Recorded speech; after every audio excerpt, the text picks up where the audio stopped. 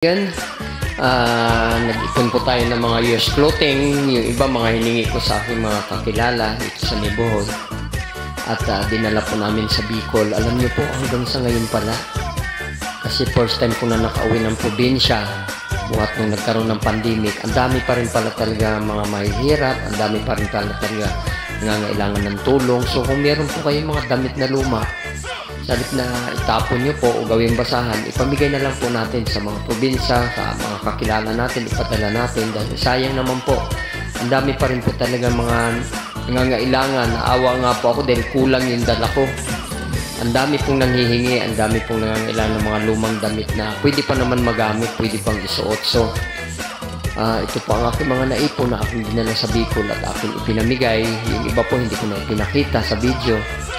Basta inabot ko na lang sa mga taong na alam ko mas nangangailangan at mga nanghihingi talaga dahil doon nga nakita ko sa Mayon Skyline na awa po ako. Ang dami pong mga bata na mga naghahanap buhay upang sila daw ay magkaroon ng baon sa eskwela na para sa kanilang pag-aaral, karamihan mga elementarya po. So naalala ko po nung panahon ko nung ako'y nag-aaral pa na napakahirap po talaga ng pera.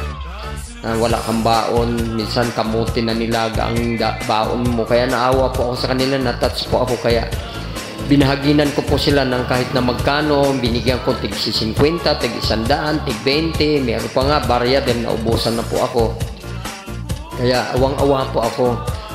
So kahit paano po ay natutuwa naman po ako at marami po akong natulungan, maraming nabigyan.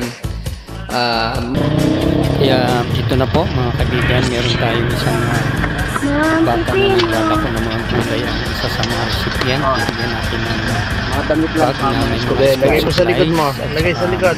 Damit. Tapos Siya po ang isa sa napili ko para pagbigyan. Naawa po ako na talit na bata naghahanap buhay para sa mga kapatid niya. So ayan po, binigyan natin ng school supply, isang bag at saka lumang damit. At ngayon naman dito naman po sa Gusto niyo po ng mga lumang pantalon? Simbahan ng pero maganda pa. sa Naga. Meron Gusto niyo po? Bibigay ko po libre. Mag-asawa, matatanda na mga senior citizen. Isa rin po sa napili kong mag-recipient ng mga used clothing. So bibigyan po natin ng mga used clothing mga kaibigan. Magaganda po yan dahil bago po ipinamigay yan, nilabahan na po yan. Malinis na po. Pwede na nila isuot. So ganun po mga kaibigan ang ating ginagawa. Pupunta sa mga probinsya para apitan ng mga damit na mga second hand pero magaganda pa po. So marami po ang nangangailangan at marami pa po ang nangihingi. Pinapos yung aming dala.